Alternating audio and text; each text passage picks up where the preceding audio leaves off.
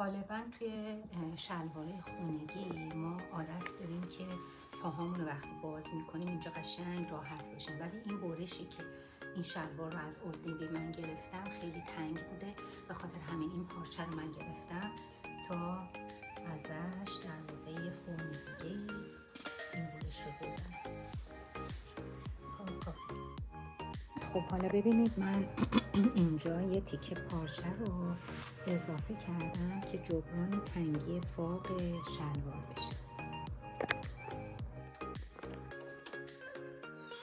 حالا این قسمت رو من اضافه بهش پارچه دادم، اینو میام میگیرم پهنونم در واقع جای خشتکش بهتر بشه.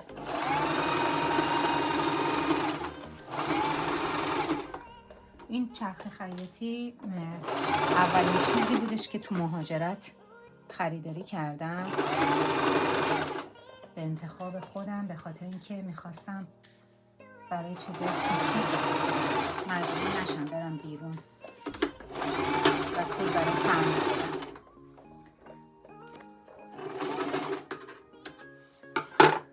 خب الان این قسمت به فوقش اضافه شد، حالا کم کم شما متوجه میشه چی میشه. خب شلوار دیگه قیافش دوباره تکمیل میشه.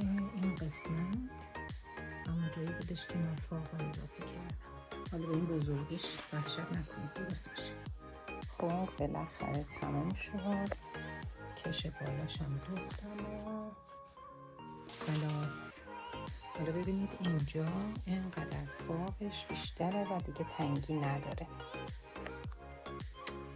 این بیلان کار امروز من.